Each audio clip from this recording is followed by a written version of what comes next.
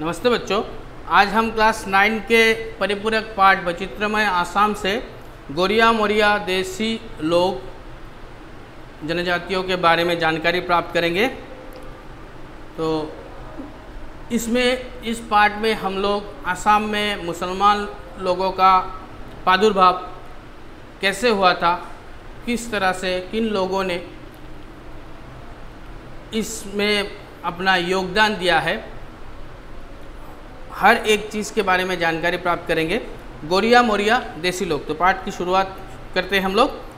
असम में विभिन्न जातियाँ उपजातियाँ एक साथ रहती हैं। हम लोगों को पता है कि असम में बहुत सारे जाति उपजाति के लोग, ट्राइबल लोग एक साथ मिलकर रहते हैं। इन सबको मिलाकर ही 72 असमिया जाति का गठन हुआ है और इन सभी लोगों को मिलाकर ही ये जो असमिया जाति है इसका गठन हुआ है। दूसरी स्थानीय जनगोष्ठी की तरह असमिया जाति गठन प्रक्रिया में भागीदार गोरिया मोरिया और देसी के नाम से मशहूर इस्लाम धर्मावलंबी स्थानीय लोग आसाम की प्राचीन जनगोष्ठियों के अंश हैं। आसाम के जितने भी प्राचीन जनगोष्ठी थे जो बाहर के देशों से आकर इधर में रहे हैं, जिन लोगों ने बाद में इस्लाम धर्म को अपनाया है, इनका भी बहुत ज़्यादा योगदान रहा है। यह ही असम की जनगोष्ठियों का अंश है, उनका एक पार्ट है। असम में इस जनगोष्ठी का उद्भव एक उल्लेखनीय परिघटना है। ये जो जनगोष्ठी का उद्भव जो आविर्भाव आसाम में हुआ है, ये एक फिनोमिना है, एक परिघटना है। ईस्वी सन 1205-1206 में तिब्बत चीन जीतने के मकसद के साथ वंग के तुर्की सेनापति बख्तियार खिलजी के नेतृत्व में कामरूप में प्रवेश करने वाले मुसलमान सैनिक कामरूप के राजा पृथु के हाथों शोचनीय रूप से पराजित हुए और कुछ सैनिक असम में ही बच गए। ख्रीष्टपूर्व 1205 और 6 में तिब्बत जब चीन जीतने के मकसद से वंग के तुर्की सेनापति, वंग देश का तुर्की का जो सेनापति था बख्तियार खिलजी के नेतृत्व में, बख्तियार खिलजी उनका सेनापति का नाम था, उनके नेतृत्व में कामरूप में प्रवेश करने वाले मुसलमान सैनिक, जो मुसलमान सैनिक थे, कामरूप के राजा पृथु के हाथों शोचनीय रूप से पराजित हुए थे। वो लोग पृथु के हाथों शोचनीय रूप से, मतलब बहुत खराब स्थिति के कारण वो लोग हार मिला है, उनको बुरी तरह से हार मिला है, शोचनीय रूप से बुरी तरह से उनको हार मिला है और कुछ सैनिक असम में ही बच गए और हार के वजह से कुछ सैनिक असम में ही आकर रह गए। गौरतलब है कि बातचीत ये भी है कि खिलजी को राह दिखाने की भूमिका इस्लाम अपना चुके एक जनजातीय राजा अली मैस ने निभाई थी। बातचीत ये भी है कि बख्तियार खिलजी को कामरूप की ओर से आने का रास्ता, कामरूप की ओर से जाने में, चीन में जाने का रास्ता दिखाने वाला जिसने दिखाया था वो इस्लाम धर्म को अपना चुके एक जनजातियों का राजा था, एक जनगोष्ठियों का राजा था, उनका नाम था अली मैस ने उन्होंने निभाया था। इतिहास में मैस को प्रथम धर्मांतरित जनजातीय राजा माना जाता है और इतिहास में, हिस्ट्री में भी इस अली मैस को पहला जिसने दूसरे धर्म को ग्रहण किया हो, धर्मांतरित मतलब दूसरे धर्म को ग्रहण करने वाला या कन्वर्टेड है, पहला जनजातीय राजा उनको कहा जाता है। स्वाभाविक है कि राजा के साथ काफ़ी प्रजा ने भी इस्लाम धर्म को अपना लिया था। मतलब राजा जब होता है तो एक देश का मेन लीडर होता है, हेड होता है, और जब उन्होंने ही अपना धर्म को परिवर्तित कर दिया तो ये भी उनके राज्यों के जो प्रजा थे उनमें से भी बहुत सारे लोगों ने इस्लाम धर्म को अपनाया था। कुछ इतिहासकारों के अनुसार असम में इस्लाम धर्म आया है 7वीं शताब्दी में। उस समय हुआ पदार्पण 7वीं शताब्दी के उस समय हुआ जब तुर्की के शासक सोस्टम हसन की चीन विजय से वापसी के वक्त कुछ सैनिक यहाँ ठहर गए। सोस्टम हुसैन, जब तुर्की के राजा, सोच लो, सोस्टम हुसैन की चीन विजय से वापसी, चीन को विजय करके वो वापस जब आ रहे थे तो कुछ सैनिक इधर ही ठहर गए। प्रसंग इस्लामिक ऐतिह्य और असम रफीउल हुसैन बरुआ, प्रसंग है इस्लामिक ऐतिह्य और असम रफीउल हुसैन बरुआ जी। जो भी हो, 7वीं सदी में हो या 13वीं सदी में हो, असम में इस तरह विभिन्न समय में आकर बस गए युद्ध बंदियों के साथ हुए वैवाहिक संबंध और विभिन्न समय में आए धर्म प्रचारक पीर फकीर के संदेश के प्रभाव से प्राकृतिक धर्मावलंबी और हिंदू धर्मावलंबी स्थानीय लोगों के मन पर इस्लाम का गहरा असर पड़ा।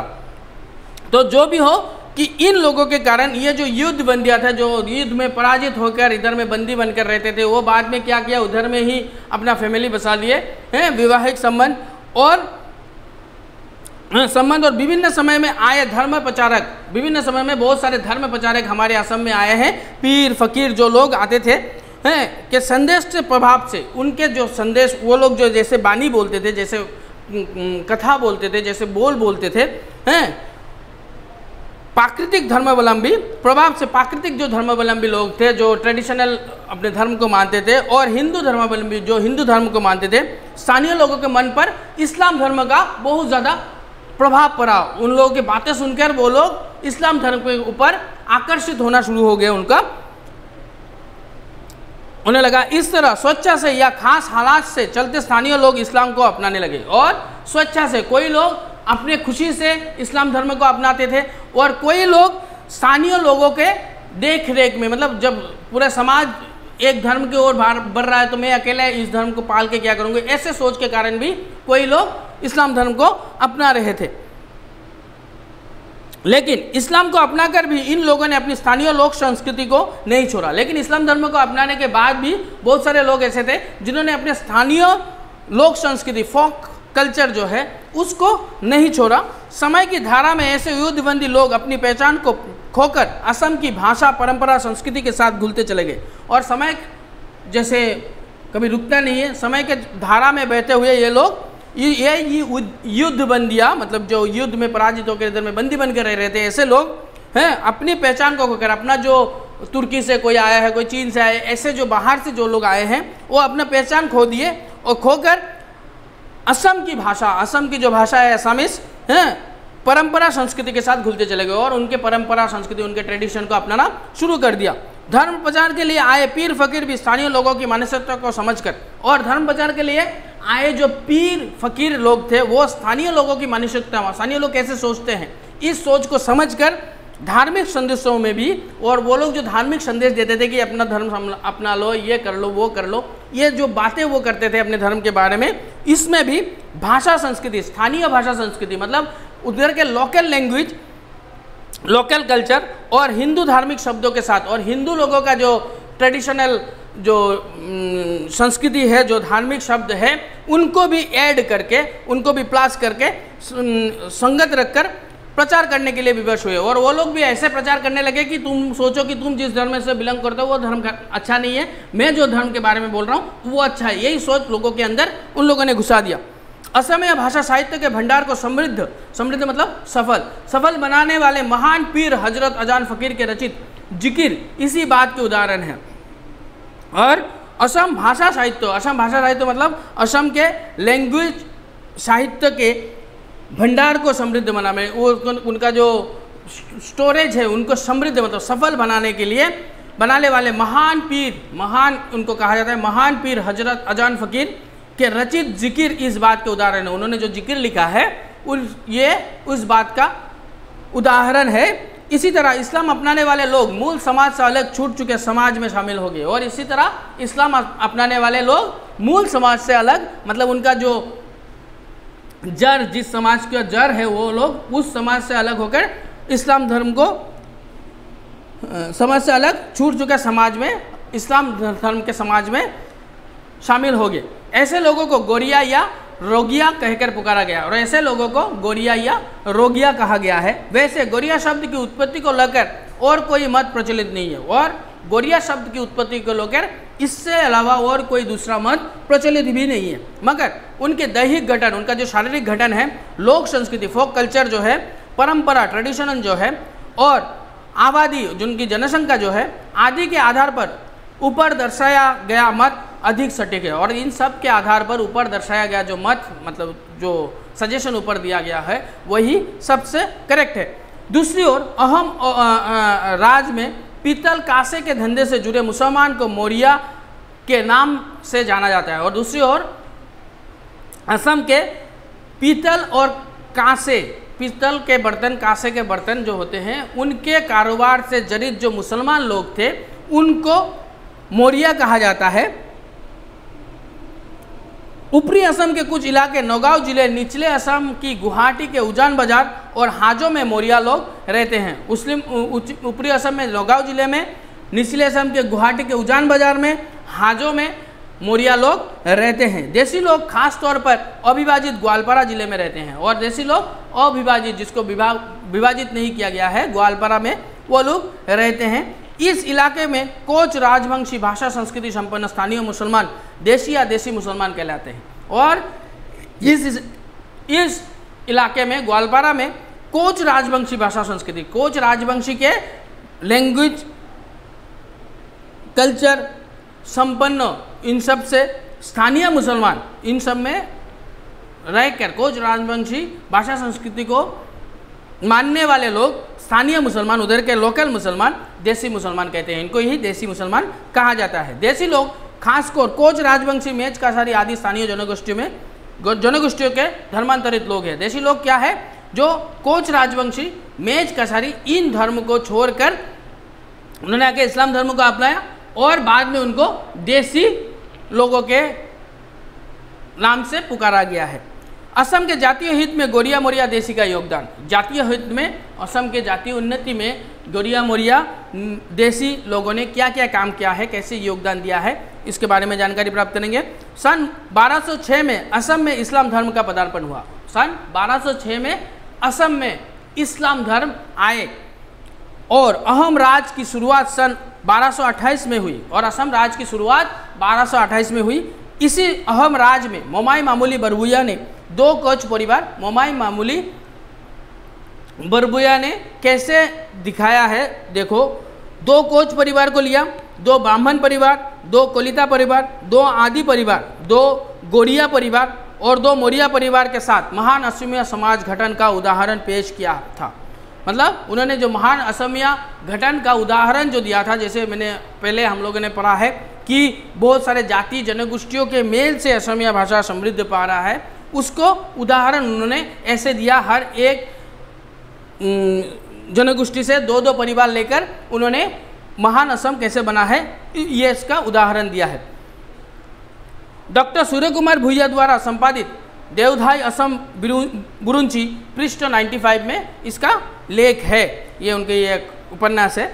इस तरह इस बात का आसानी से अंदाजा लगाया जा सकता है कि सदियों से धर्मनिरपेक्ष समाज संस्कृति को अपनाने वाले असमिया लोगों के जाति गठन की प्रक्रिया में गोरिया मोरिया और देसी लोग स्वदेश हित में त्याग करते रहे हैं। और इस तरह से हम लोग ये भी बोल सकते हैं कि असम की जातीय हित में उन लोगों ने बहुत सारे बलिदान किए हैं, बहुत सारे काम किए हैं और स्वदेश हित में त्याग करते रहे हैं, और स्वदेश हित के लिए, अपने देश के हित के लिए उन्होंने बहुत सारे बलिदान किए हैं। और अहम काल से ही असम के शिल्पकला, साहित्य, संस्कृति आदि सभी क्षेत्रों में अहम योगदान करते रहे। और अहम काल से ही, असम में जब राजा आए थे तब अहम काल से, मतलब बहुत पुराने समय से उन लोगों ने शिल्पकला, साहित्य, लिटरेचर सेक्शन में, कल्चर में, हर एक जगह पे अपना योगदान दिए हैं। नीचे ऐसे कुछ गण्यमान्य व्यक्तियों का परिचय दिया गया है, और कुछ गण्यमान्य व्यक्तियों का परिचय नीचे हम लोग पढ़ेंगे। जैसे पहला जो व्यक्ति है उनका नाम है बाघ हजारिका। असली नाम इस्माइल सिद्दीकी था। उनका असली नाम था इस्माइल सिद्दीकी। बाघ को युद्ध में परास्त करने के वजह से बाघ नाम पड़ा है, और बाघ को किसी एक लड़ाई में उन्होंने परास्त किया था, हराया था, इसलिए उनका नाम पड़ा है बाघ। अदम्य साहस, उनमें जो साहस था उसको दमन नहीं किया जा सकता, उसको नीचे नहीं गिराया जा सकता, ऐसा साहस था। और दक्षता, उनमें इतनी सारी क्षमता थी कि चलते असम अहम शासन के उनको हजारिका का पद दिया गया, और अहम शासन ने उनको हजारिका का पद दिया। सरायघाट युद्ध में लाचित बरफुकन के सहयोगी सेनापति के रूप में प्रबल पराक्रम के साथ मुगलों के खिलाफ जंग लड़ी थी। और उन्होंने सरायघाट के लड़ाई, जो हम लोग को पता है, असम का इतिहास हम लोग पढ़ते हैं, छोटे क्लास में हम लोग को मिला है, तो उधर में लाचित बरफुकन के सहयोगी सेनापति, मतलब उनके साथ के काम करने वाले सेनापति के रूप में उन्होंने प्रमुख भूमिका निभाई थी। पराक्रम के साथ मुगलों के खिलाफ उन्होंने जंग लड़ी थी, और मुगलों के साथ उन्होंने बहुत वीरता से जंग लड़ी थी। अजान फ़कीर साहब, जिनका नाम पहले सुना है, अजान फ़कीर साहब जिन मुसलमान पीरों ने सहज सरल जुबान में इस्लाम धर्म की बानियों को, जिन मुसलमान पीर लोगों ने, साधुओं ने, मौलवियों ने सहज सरल भाषा में, सहज सरल बानियों में इस्लाम धर्म की बानियों का प्रचार किया है। सहज सरल भाषाओं में इस्लाम धर्म की जितने भी बानियाँ हैं उनका प्रचार किया है। उनमें आजान फ़कीर प्रमुख थे। उनमें से प्रमुख है आजान फ़कीर साहब, आजान फ़कीर। उनका दूसरा नाम शाह मिलन था। वे सुदूर बगदाद से इस्लाम धर्म प्रचार करने आए थे। वो सुदूर बगदाद से इस्लाम धर्म के प्रचार करने के लिए असम में आए थे और असम में बस गए और आकर असम में रह गए। लेकिन उनके रचित दो जिकिर, उन्होंने जो जिकिर लिखा था उनमें दो जिकिर उल्लेख किए गए हैं। भिखारी अजान कम आहो परदेश, भाटीरपुरा आहिल साहेब दारी पोका। वाक्यों में परदेश और भाटी शब्दों के अनुमान लगाया जाता है। इन दो शब्दों से अनुमान लगाया जाता है कि वे पश्चिम असम के कामरूप, ग्वालपारा आदि स्थानों से आए थे। पहले लोग ये समझते थे कि वो बगदाद से आए थे, लेकिन उनके जो जिकिर है उनसे दो मेलझोल वाक्यों शब्द को मिलाकर उन लोगों ने, बाद में इतिहासकारों ने यह बताया कि ऐसा लगता है कि वो कामरूप या ग्वालपारा आदि स्थानों से आए होंगे। उनके 160 जिकिर असमिया भाषा के अनमोल धरोहर है। उन्होंने 160 जिकिर लिखा है जो असमिया भाषा की साहित्य को समृद्ध बना के रखता है, अनमोल धरोहर है। जिकिर का रचना काल किसी के अनुसार 1634 को, तो किसी के अनुसार 1734 है। जिकिर का जो रचना काल है, जब जिकिर को लिखा गया है, वो कोई कहता है कि 1634 में लिखा गया है और कोई कहता है कि 1734 में है। राजा गदाधर सिंह ने रूपाई गोरिया दा धरा नामक एक इस्लाम धर्मी अधिकारी के उस्काबे में आकर पीर की आंखें निकालवा ली थी। और राजा गदाधर सिंह में, जब राजा का शासनकाल था असम में, गदाधर सिंह, उन्होंने रूपाई गोरिया दा धरा नामक एक इस्लाम धर्मी लोगों के उस्काबे में आकर उन्होंने अजान फ़कीर के बारे में कुछ उल्टा सीधा कहा होगा, जिसके गुस्से में आकर राजा ने अजान फ़कीर साहब का दो आंखें निकालवा ली थी, दो आंखें निकाल ली और उनको अंधा बना दिया था। मगर बाद में अपनी गलती का एहसास होने पर, और उसके बाद उनको जब अपनी गलती का एहसास हुआ, तो उन्होंने उनको सरागुड़ी चापरी में ज़मीन जायदाद देकर स्थायी रूप में बसा दिया। तो सरागुड़ी चापरी में उन्होंने उनको ज़मीन जायदाद देकर पूरी तरह से स्थायी रूप से उधर में उनको बसा दिया था। वही उनका देहांत हुआ और उधर में ही उनका देहांत हुआ था। प्रतिदिन सुबह शाम मस्जिद में अजान देने की वजह से लोग उनको अजान पीर कहकर पुकारने लगे और प्रतिदिन मस्जिद में वो अजान देते थे, इसलिए उनका नाम पड़ा अजान पीर कहकर पुकारने लगे। लोग उनको अजान पीर बोलकर पुकारते थे। बहादुर गाँव बुरा मतलब मुखिया, सरदार जिसे कहते हैं, गांव के जो सरदार होते हैं, द हेड, गांव का जो हेड होता है, एक स्वतंत्रता सेनानी थे। वो एक स्वतंत्रता सेनानी थे। वे बख्ता से जाकर जोरहाट में बस गए थे। वो बख्ता नामक जगह को छोड़कर जोरहाट में जाकर बस गए थे। सन 1857 के सिपाही विद्रोह के साथ देश की आज़ादी की जंग शुरू हुई। सिपाही विद्रोह में के साथ ही देश के लिए आज़ादी, स्वतंत्रता का जंग शुरू हुआ। उनमें मनीराम देवान, पेली बरुआ आदि के साथ बहादुर ने अपने योगदान किया था। मनीराम देवान, प्यूली बरिया असम के स्वतंत्रता संग्रामियों में से प्रमुख थे वो लोग हैं, कनकलता बरुआ, ये सब। तो उनके साथ उन्होंने अहम योगदान मिलाया। उन्होंने अपना कदम से कदम मिलाकर उनके साथ उन्होंने कदम से कदम मिलाकर स्वतंत्रता की लड़ाई लड़ी। अंग्रेज़ों के खिलाफ बगदाद के आरोप में उनको कमिश्नर ने, बगावत के आरोप में उनको कमिश्नर हल्ड्रिड ने आजीवन कालापानी का सज़ा सुनाई थी। कालापानी का सज़ा सुनाना मतलब पहले के ज़माने में होता था, अभी वो कालापानी का सज़ा बंद हो गया है। कालापानी समुद्र के बीच में एक आइलैंड है जहाँ पे समुद्र का पानी ज़्यादातर काला होता है, इसलिए उसको काला पानी बोला जाता है। उधर में कारावास होता है, जेल है, उस जगह पे उनको जाके रहना है, आजीवन का कारावास। सैयद अब्दुल मलिक, गोलाघाट जिले के नाहरानी गांव में 16 मई 1919 को अब्दुल मलिक का जन्म हुआ था। नाहरानी गांव में उनको उनका जन्म 16 मई 1919 में हुआ था। उनके पिता का नाम शहीद रहमत अली था। उनके पिता का नाम शहीद रहमत अली था। वे एक प्रसिद्ध साहित्यकार थे। सन 1935 में बंद कोठा नामक एक कहानी का सबसे पहले प्रकाशन हुआ। बंद कोठा नामक उनके कहानी का सबसे पहले प्रकाशन हुआ था। उसके बाद जीवन भर उन्होंने कहानी, उपन्यास, नाटक, कविता, पुस्तक का सृजन कर असमिया साहित्य को समृद्ध किया, साहित्य को सफल बनाया। बहुत सारे उपन्यास, कहानी, नाटक, कविता उन्होंने लिखा है। गुवाहाटी विश्वविद्यालय के लोक संस्कृति विभाग की शोध योजना के तहत, शोध कार्य मतलब एक्सपेरिमेंट योजना के तहत सन 1954 से 1956 तक असमिया जिकिर और जारी विषय पर शोध किया। उन्होंने असमिया जिकिर जो होता है और जारी जो एक तरह का गान होता है, जो मुहर्रम के समय में ताजियों के सामने गाया जाता है, उस गान के ऊपर उन्होंने शोध कार्य किया। सन 1956 और 57 में उन्होंने एशियन राइटर्स कॉन्फ्रेंस में भारत का प्रतिनिधित्व किया और पूरे देश एशिया का राइटर्स कॉन्फ्रेंस में एक कॉन्फ्रेंस हुआ, उनमें उन्होंने भारत का प्रतिनिधित्व किया। भारत की ओर से वो गए थे। सन 1977 में उनको असम साहित्य सभा के अभयापुरी अधिवेशन का अध्यक्ष बनाया गया। अभयापुरी में एक अधिवेशन हुआ था साहित्य सभा का, उधर में उनको अध्यक्ष बनाया, मतलब प्रेसिडेंट या चेयरमैन बनाया गया था। सन 1952 और 1955 में वे भारतीय गणनाट्य संघ के उपाध्यक्ष रहे। भारतीय गणनाट्य संघ के वो उपाध्यक्ष भी रहे, मतलब वाइस प्रेसिडेंट भी रहे। अघोरी आत्मार कहानी उपन्यास के लिए उनको साहित्य अकादमी पुरस्कार मिला। अघोरी आत्मार कहानी लिखने की वजह से उनको साहित्य अकादमी पुरस्कार मिला। सन 1997 में असम साहित्य सभा ने उनको साहित्याचार्य का भी उपाधि दिया। उनको सन 1992 में असम उपत्यका सम्मान, सन 1993 में अजान पीर सम्मान, जिनके बारे में हम लोगों ने पढ़ा है, अजान पीर साहब के बारे में। सन 1988 में हारमोनियो सम्मान। सन 1995 में महापुरुष शंकरदेव के जीवन कर्म के आधार पर उनके द्वारा रचित धन्य तर तनुभाल नामक उपन्यास के लिए शंकरदेव सम्मान मिला है। सन 1999 में उनको साहित्य अकादमी फेलोशिप मिली। फेलोशिप मतलब शिक्षा कीर्ति। भारत सरकार ने सन 1984 में पद्मश्री और सन 1992 में पद्मभूषण, इतने सारे सम्मान मिला है उनको सम्मानित किया। बहुमुखी प्रतिभा के धनी इस साहित्यकार का 19 दिसंबर 2002 को निधन हुआ। वो उनका देहावसान 2002 को हुआ, 19 दिसंबर को।